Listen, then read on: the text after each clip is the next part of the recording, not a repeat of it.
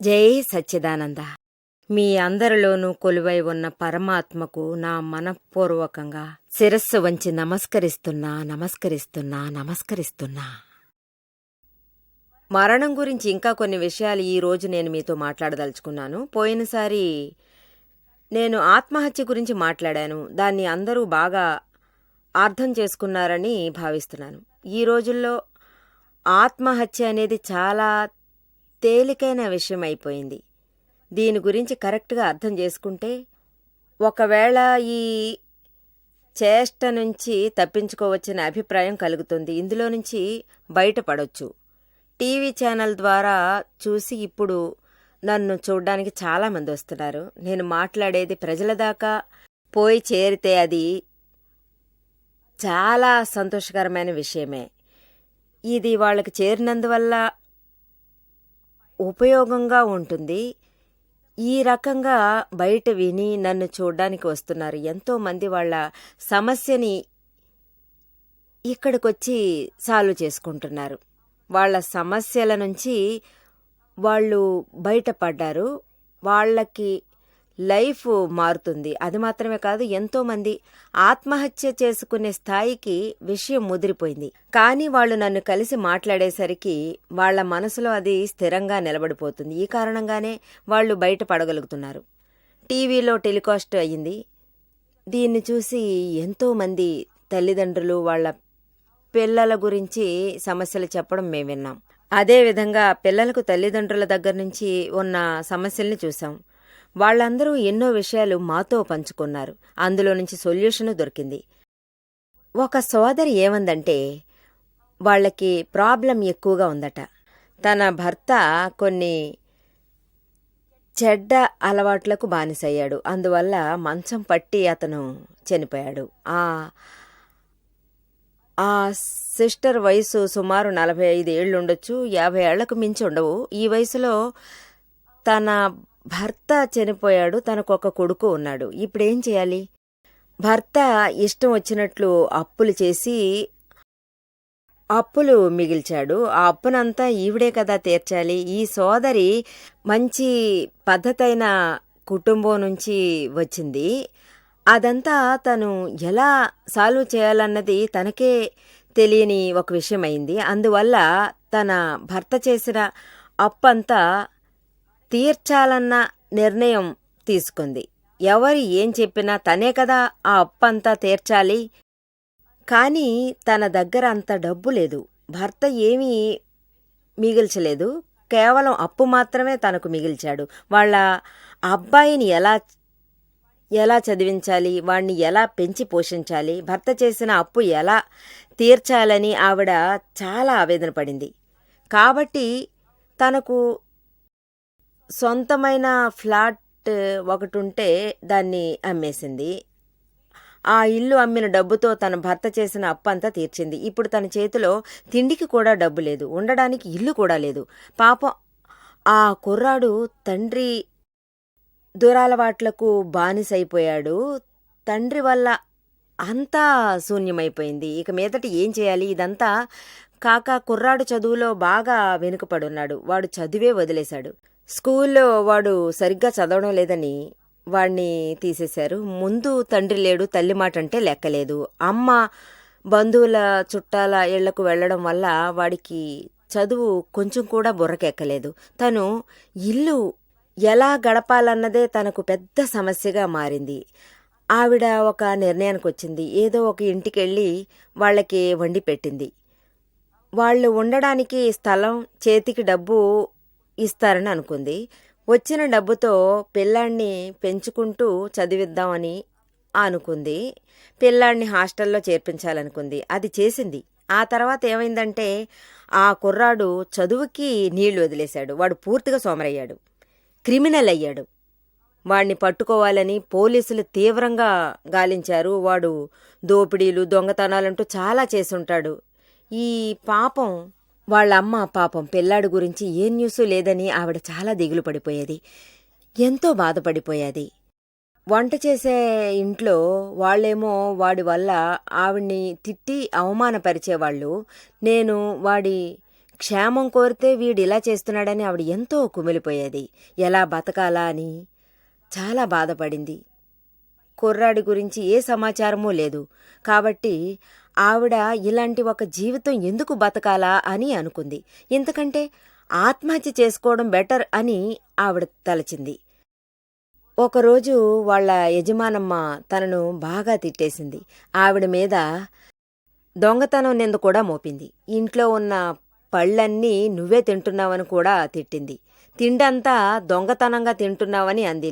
లేదని పాపం ఆవిడని వాదించింది. నిందలన్నీ ఆవిడ మీదకు రావడంతో తను అసలు సహించలేకపోయింది. మంచి పద్ధతైన కుటుంబం నుంచి వచ్చింది, ఎలా ఇలాంటి నిందలు తట్టుకోగలదు? ఆవిడ ఇవన్నీ తట్టుకోలేకపోయింది. తన అహంకారం ఒకసారిగా పొంగి పొర్లింది. తనకు బతుకు మీద విరక్తి పుట్టింది. ఇంతకంటే చావడమే మేలు అనుకుంది. ఆ రోజు నుంచి వాళ్ళింట్లో ఎవరూ లేని టైం ఎప్పుడు వస్తుందా అని తను ఎదురు చూస్తూ ఉండిపోయింది. ఆత్మహత్య చేసుకోవాలని తను నిర్ణయించుకుంది. కిరోసిన్ తీసుకుని తన ఒంటి మీద పోసుకుని కాల్చుకోవాలనే నిర్ణయానికి వచ్చింది. వీళ్ళు ఛానల్ చూస్తూ ఉన్నారు. వాళ్ళు అలా కూర్చున్నప్పుడు వేరే ఎవరో వచ్చి టీవీని ఆన్ చేశారు. టీవీ ఆన్ అవగానే దాంట్లో మన ప్రోగ్రాం రన్ అవుతుంది. తల్లి, తండ్రి, పిల్లల గురించి విషయాలు. ఆ రోజు దాని గురించే టాపిక్ వచ్చింది. అంటే పిల్లలు ఈ రకంగా మారిపోతే, అందువల్ల ప్రాబ్లంతో వస్తే మనం ఈ పరిస్థితిని ఎలా ఎదుర్కోవాలి? పిల్లల అవుట్లైన్ బాగోలేకపోతే, లేక క్రిమినల్గా ఉన్నా, ఇంటి నుంచి పారిపోయినా ఏం చేయాలన్న సేమ్ ఎపిసోడ్గా రన్ అవుతోంది. ఆ టైం టీవీలో ప్రోగ్రాంగా వచ్చింది. పాపం వాళ్ళు ఆ ప్రోగ్రాం చూస్తున్నప్పుడు నేను మాట్లాడిన మాటలు వినగానే సడన్గా మనసులో ఒక ధైర్యం వచ్చింది. వెంటనే సైలెంట్ అయిపోయారు. వాళ్ల మనసులో ఒక ఆశ కలిగింది. తనను కలిస్తే మనకు ఏదైనా దారి దొరక్కపోదా అని వాళ్లకు అనిపించింది. ఏది ఏమైనా సరే నేను నిర్మలాని కలిసి తీరాలి. యాక్చువల్గా ఆ టైంలో నేను అమెరికాలో ఉన్నాను. వీళ్ల ఆత్మహత్య అతను ఆగిపోయింది. దాన్ని పోస్ట్పోన్ చేసుకున్నారు. వాళ్ళు నా కోసం వెయిట్ చేశారు. 2 నెలలు వెయిట్ చేశారు. నేను బాంబేకు వచ్చానని తెలుసుకుని నన్ను కలవడానికి వాళ్ళు పరిగెత్తుకొచ్చారు. వాళ్ల మనసులో భారమంతా దించుకున్నారు. వాళ్ళకి నేను చాలా ధైర్యం చెప్పాను. బతకడానికి కావలసిన చాలా మార్గాలు చెప్పాను. ఆ తర్వాత ఇంకా ధైర్యంగా పని చేయమన్నాను. వాళ్ళకి జ్ఞానదీక్షనిచ్చి వాళ్ల మనసులో ఉన్న ధైర్యాన్ని బలపరిచాను. అప్పుడే లోకంలో ఎదురయ్యే ఏ సమస్యనైనా వాళ్ళు ఎదుర్కోగలరు. ఇలాంటి మాటలతో వాళ్ళ జీవితమే మారిపోయింది. ఆత్మహత్య చేసుకోవాలన్న ఆలోచనే దూరమైంది. ఆ రోజు నాకు చాలా సంతోషం అనిపించింది. ఇలాగే నాకు తెలిసిన ఒక సహోదరుడు ఒకడు, తనకు ఒక కూతురు. తను ఎవరో ఒక కుర్రాడితో లేచిపోయింది. 18 ఏళ్లు రాగానే ఇంట్లో ఎవరితోనూ చెప్పకుండానే తను పారిపోయింది. కూడా వెళ్ళిన కుర్రాడు తన వయసు కంటే డబుల్ అయినవాడు. వాడు మంచివాడు కూడా కాదు. కానీ పాపం ఆ పిల్లకి ఏమీ తెలీదు. చాలా అమాయకంగా ఉండేది. ఈ రోజుల్లో అమ్మాయిలు, అబ్బాయిలు కొంచెం స్టైల్గా ఉంటే వాళ్ళ దగ్గరికి వెళ్ళి వాళ్ళు ఇరుక్కుంటున్నారు. అలాగే అమ్మాయిలు, అబ్బాయిలు ఒక స్థాయికి స్టైల్గా ఉంటే వలలో పడిపోతున్నారు. ఇలాగే ఈ అమ్మాయి కూడా పాపం మంచి కుటుంబం అయినా ఇరుక్కుపోయింది. పైగా పద్ధతైన కుటుంబంలో నుంచి వచ్చింది. కానీ ఈ కుర్రాడు దేనికి కొరగానివాడు. తండ్రికి, తల్లికి ఎంతో ఆతృత. ఇదేమిటమ్మా ఈ పిల్ల మనతో చెప్పా పెట్టకుండా వెళ్ళిపోయిందన్న సంకోచం వాళ్లకు ఎక్కువైపోయింది. ఆ తర్వాత మ్యారేజ్ అయిన తర్వాత ఏంటి ఇలా చేసింది, ఎందుకు ఇలా చేసింది అని వాళ్ళు అనుకున్నారు. వాళ్ళు అది భరించలేకపోయారు. తండ్రి బాధలకి బాగా గురయ్యాడు. ఒకటి, నేను చావాలి, ఆత్మహత్య చేసుకోవాలి, లేదా ఆ కుర్రాడిని చంపాలని అతను నిర్ణయించుకున్నాడు. వాణ్ణి చంపేస్తే ఆ పైన నెమ్మదిగా నేను ఆత్మహత్య చేసుకుంటానని అన్నాడు. అంత కోపంతో ఆయన ఊగిపోయాడు. ఆ సమయంలోనే టీవీలో మన ఈ ప్రోగ్రాం టెలికాస్ట్ అవుతుంది. ఆయన చూస్తున్నాడు. పిల్లలు, తల్లులకు సంబంధించిన విషయమే ఆ రోజు రన్ అవుతుంది. అందులో ఈ ఎపిసోడే రన్ అవుతుంది.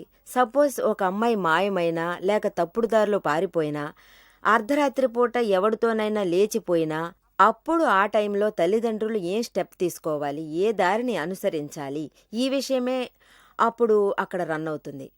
వాళ్ళు అప్పుడే అది వింటున్నారు. వెంటనే వాళ్ళు మనం పొరపాటు నిర్ణయాలు తీసుకుంటున్నాం, మనం ముందు నిర్మాను కలుసుకోవాలి, ఆ తర్వాత ఒక నిర్ణయానికి రావాలి అనుకున్నారు. తనను చూసి తను చెప్పినట్టు చేద్దాం అనుకున్నారు. ఆ తర్వాత వాళ్ళు నన్ను చూడ్డానికొచ్చారు.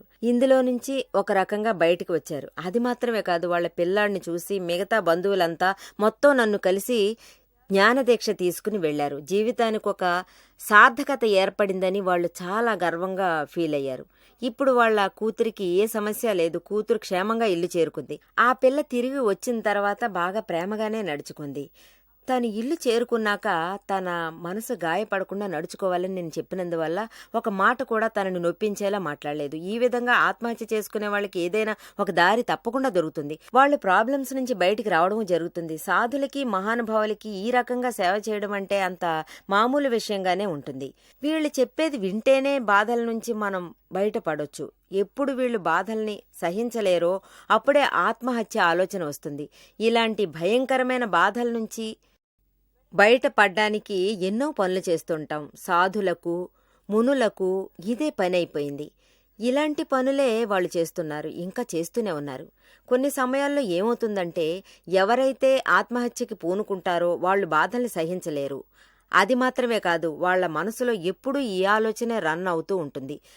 అయ్యో, మనం ఇక దుఃఖాన్ని దిగమింగలేం బాబూ, మనం ఇక దీన్ని భరించడం కుదరదు, ఇంతకంటే మనం బెటర్ చావడమే అని, చావడమే చాలా ఉత్తమమని వాళ్ళు అనుకుంటూ ఉంటారు.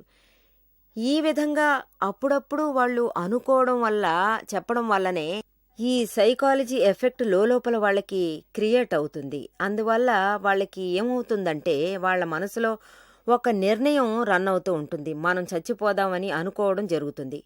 ఎట్టి పరిస్థితుల్లోనూ ఇక బతకూడదు, ఇలాంటి ఒక సైకాలజీ ఎఫెక్ట్ వచ్చిన తర్వాత తను చావడానికి తయారుగా ఉంటుంది. ఆత్మహత్య చేసుకోవడానికి తయారవుతున్నారు. లేదంటే ఈ ఆత్మహత్య అనేది అంత తేలిక కాదు. ఎలా ఒకరు తమ ప్రాణాల్ని వదులుకోగలరు? చాలా కష్టమైన విషయమే. ఏ ఒక కష్టం మనసులో దాచుకుంటున్నారో వాళ్ళ మనసులో ఉన్న ఒక ఇన్బ్యాలెన్స్ వాళ్ళ మనసుని ఎంత దూరం గాయపరుచుంటుందని మీరే ఊహించుకోండి, మీకు అర్థమవుతుంది. వాళ్ళ అహంకారం ఏ స్థాయికి పొంగి బద్దలై ఉంటుందో ఆలోచించండి. వాళ్ళకి ఏ దారిలోనూ నాదన్నదంతా 4 దిక్కుల్లో అటూ ఇటూ అయిపోతుంది. కానీ ఏ ఒక దిక్కు వాళ్ళకి లేదు. వాళ్ళకి వాళ్ళ మీదనే ఒక విశ్వాసం లేకుండా పోతుంది. నేను బతకడానికి అర్హత లేనిదాన్ని, బతకడానికి నా దగ్గర ఏముంది, ఒకవేళ బతికినా నాకు అన్నీ బాధలే, నాకు బాధగానే ఉంది, ఇందువల్ల మిగతా వాళ్ళకి దుఃఖం ఎక్కువ అవుతుంది తప్ప ఈ లోకంలో నాకంటూ ఎవరూ లేరు, ఈ రకంగా వాళ్ళ మనసులో అనిపిస్తుంది. వాళ్ళకి ఎవరూ ఓదార్చేవాళ్లు కూడా ఉండరు. ఈ ఆదరణ ఆధారం లాంటివి కరువై వాళ్ళు ఆత్మహత్యలకి పాల్గొంటున్నారు. ఆత్మహత్య చేసుకోవాలనుకోవడం ఆఖరి ఉపాయమే. అన్ని వైపుల నుంచి అందరికీ అది ముగిసిపోతుంది కాబట్టి ఈ ఉపాయం వాళ్లకు అప్పుడు తడుతుంది. నన్ను చూడ్డానికి ఒక సోదరుడు వచ్చాడు. అతను ఇప్పుడు కూడా మాతోనే ఉంటున్నాడు. అతని గురించి ఇప్పుడు నేను మీతోటి ఒక విషయం చెప్తాను. అతనికి సంబంధించి ఒక పెద్ద సాడ్ స్టోరీ ఉంది. అది జనవరి నెల 26వ తేదీ ఎప్పుడైతే మన దేశానికి రిపబ్లిక్ డే వచ్చిందో అప్పుడే మనకు రిపబ్లిక్ డే సంతోషకరమైన రోజుగా మిగిలిపోయింది. అదే తారీఖున 2001వ సంవత్సరం గుజరాత్లో ఒక ప్రాంతంలో, సౌరాష్ట్రంలోనూ భయంకరమైన ఒక భూకంపం ఏర్పడింది. అంత భయంకరంగా భూకంపం వచ్చింది. వేలాది లక్షలాది జనాలు చనిపోయారు. కొందరు లక్షల్లో చనిపోయారని చెప్తున్నారు. నిజంగా ఎంతమందని మనకు తెలీదు. ఒక్కొక్కరు ఒక్కో విధంగా చెప్తున్నారు. కానీ జన నష్టం చాలా జరిగింది. ప్రపంచంలోనే ఇటువంటి ఒక భూకంపం ఏర్పడడం లాంటిది ఇంతవరకు జరగలేదు. అంత పెద్ద భూమి కంపించడం ఇండియాలో, అది గుజరాత్లో ఎదుర్కోవాల్సి వచ్చింది. అందులో ఎన్నో గ్రామాలు అలాగే భూమి కిందకి వెళ్ళిపోయాయి. అందులో పడి బతికినోళ్ళు చాలా తక్కువ అనొచ్చు. ఎవరూ తప్పించుకోలేదు. 40,000 30,000 ఉన్న గ్రామాలు, ఇందులో ఒక్క గ్రామం కూడా ఒక్క ఇల్లైనా మిగల్లేదు. అన్నీ అలాగే ఆ భూమి కిందకు వెళ్ళిపోయాయి. అంటే భూమి లోపలికి వెళ్ళిపోయాయి. భూమికి ఏర్పడిన ఆకలి మంటల వల్ల ప్రజలనే గాక ఈ పశుపక్ష్యాదులు అన్నిటినీ మింగేసింది. ఎంతో మంది చనిపోయారు. అందులోంచి తప్పించుకుని ఒకరు బయటపడ్డారు. అతన్ని చూసి 6 నెలల తర్వాతనే, ఇంకా కరెక్ట్‌గా చెప్పాలంటే 6 వారాల తర్వాత జరిగిన ఒక విషయం. మన బాంబేలో ప్రేమ్‌పూరి ఆశ్రమంలో అత్తగారు, కోడలు, తర్వాత మొగుడు ఇలాగా వీళ్ళ గురించి చాలా పెద్ద సత్సంగం అక్కడ జరుగుతూ కనిపించింది. ఆ బాంబేలో. ఆ ప్రోగ్రాం జరుగుతోంది. ఆ ప్రోగ్రాంలో ఒక సోదరుడు వచ్చాడు. అతనికి మన ప్రోగ్రాం బాగా నచ్చింది. అతను నన్ను కలవడానికి పర్సనల్‌గా టైం తీసుకున్నారు. మర్నాడు అతను వచ్చాడు. అతని కథ చెప్పడం స్టార్ట్ చేశాడు. ఆ చిన్న గ్రామం నుంచి వచ్చాడు. ఆ గ్రామంలో భూమి కంపించినప్పుడు అదృష్టవశాత్తు రాజ్కోట్‌కి ఏదో ఒక బిజినెస్ విషయంగా నేను వెళ్ళాను. ఆ టైంలో నేను అక్కడ లేను. ఆ ప్లేస్‌లో సుమారు 9 గంటలు అయ్యుంటుంది. ఆ టైంలో భూమి కంపించింది. అందులోనే నా భార్య, నా కూతురు ఇద్దరూ చనిపోయారు. నాకు ఒక షాపు ఉండేది, ఫర్నిచర్ షాపు. ఆ షాపు కూడా పోయింది. ఆ షాపులో ఒక్క క్లాత్ కూడా మిగలకుండా పోయింది. తిరిగి వచ్చి చూసేసరికి అంతా ముగిసిపోయింది. నాకు ఏం చేయాలో తోచలేదు. నాదంటూ చెప్పుకోవడానికి ఆ స్థానంలో ఏమీ చెప్పలేనంతగా మారిపోయింది. నాకు సొంతమని చెప్పుకోవడానికి ఎవరు లేరు. నాకొక సిస్టర్ ఉంది. తను బాంబేలో ఉంది. అంతే తప్ప నాకు ఎవరూ లేరు. సిస్టర్ తన అత్తగారింట్లో ఉంది. తనను నేనెంతవరకు చుట్టరికం కలుపుకోగలను? అందుచేత నాకు చాలా దుఃఖం కలిగింది. నాకు గవర్నమెంట్ వాళ్ళు 50,000 ఇచ్చారు. యాక్చువల్గా నాకు అవసరాలు చాలా ఉన్నాయి. నాకు ఏవేమో చేయాల్సిన పనులున్నాయి. నాకు కావాల్సింది ఏదీ దొరకకుండా పోయింది. ఈ డబ్బు తీసుకున్నా నాకు మనసులో పరిస్థితి బాగోలేకుండా పోయింది. ఈ స్థలం వదిలేసి ఎక్కడికైనా పారిపోవాలి అనుకున్నాను. అందువల్ల డబ్బు తీసుకుని నేను గుజరాత్కి వెళ్ళి చేరుకున్నాను. జమ్మూ కాశ్మీర్కి వెళ్ళిపోయాను. నీకు ఎటూ ఏమీ దొరకలేదు, నువ్వెందుకు అక్కడికి వెళ్ళావు అన్నారు. అప్పుడు ఆయన చేతిలో ఉన్న డబ్బు తీసుకుని అక్కడే ఒక బిజినెస్ మొదలుపెట్టాడు. కొంచెం కొంచెం అందరూ అతన్ని మోసం చేశారు. అతని దగ్గర నుంచి అన్నీ కొట్టి లాక్కున్నారు. అతని దగ్గరున్న డబ్బంతా దోపిడీ అయ్యింది. అతని దగ్గర ఏమీ లేదు, భోజనానికి కూడా డబ్బు లేదు. ఎవరో టిక్కెట్కి డబ్బిస్తానని చెప్పి ఇవ్వడం వల్ల అతను బాంబేకే తిరిగి వెళ్ళిపోయాడు. అతని చెల్లెల్ని చూడ్డానికి వెళ్ళాడు. చెల్లెలింట్లో ఎన్నాళ్ళుంటాడు. అందువల్ల ఎక్కడెక్కడో వెళ్ళి ఎక్కడెక్కడో అతను బస చేశాడు. ఎవరో సహాయం చేశారు. అతనికి చేతనైనంత సాయం చేశారు. ఎక్కడో పని కోసం ట్రై చేశాడు. ఎన్నో చోట్ల అడిగి చూశాడు. అతని శరీరం అనుకూలించలేదు. శారీరకంగా అతని ఆరోగ్యం బాగా దెబ్బతింది. హాస్పిటల్లో 10-15 రోజులు ఉండొచ్చాడు. సిస్టర్ ఏదో టెంపరవరీగా హెల్ప్ చేసింది. బట్ తనకు ఎన్నో సమస్యలు. వాళ్ళ ఇంట్లో ఉన్న తర్వాత ఇక ఏం చేయాలి, ఎక్కడికి వెళ్ళాలి అనే ఆలోచన అతనిలో మెదిలింది. ఏం చేయాలన్నా అతని దగ్గర డబ్బు లేకుండా పోయింది. ఒకరోజు అతను మితిమీరిన కష్టానికి గురయ్యాడు. ఆ తర్వాత అతను గుడికి వెళ్ళాడు. భగవంతుడి దగ్గరికెళ్ళి కూర్చుని గంటల కొద్దీ అతను ఏడవడం మొదలెట్టాడు. భగవంతుడా, నువ్వు నిజంగా ఉన్నావు అంటే నా పరిస్థితి చూసి నాకు ఏదైనా సాయం చేయి అని అతను దేవుణ్ణి వేడుకున్నాడు. కాని ఏ సాయమూ దొరకలేదు. అంతకంటే ఏ సహాయము దొరకదని అతను ఆత్మహత్యకి పూనుకున్నాడు. చాలాసార్లు ఆత్మహత్య చేసుకోవాలన్న కోరిక అతనికి వచ్చింది. అన్నిటినీ చూసి ఈరోజే ఆఖరి రోజని ఆయన నిర్ణయించుకున్నాడు. బాంబేలో ఉన్న వాళ్ళందరూ ఆత్మహత్య చేసుకోవడానికి కరెక్ట్ స్థలం సెలెక్ట్ చేసుకున్నారు. ఒకే సెకండ్లో వాళ్ల కథ ముగిసిపోతుంది. వెంటనే అతను నిర్ణయించుకున్నాడు, చనిపోవాలనుకున్నాడు. చౌపాటీలో లోకల్ ట్రైన్లో ప్రాణాలు వదులుకోవాలని అతను నిర్ణయించుకున్నాడు. అక్కడ వచ్చే దారిలో బాబుల్నాథ్ మందిర్ ఒకటి కనిపించింది. అది శివాలయం.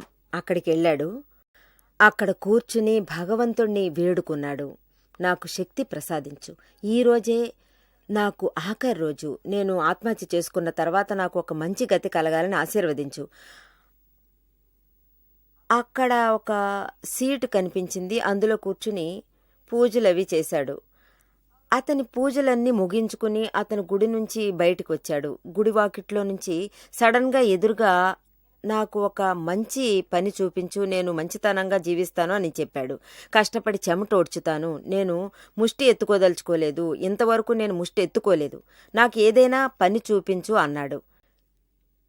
నువ్వు చెప్పేది నిజమే బాబు. కానీ నేను నీకు పని ఇప్పించలేను. కానీ భగవంతుడిప్పిస్తాడు. దాదా భగవాన్ నీకు సాయం చేస్తాడని చెప్పాడు.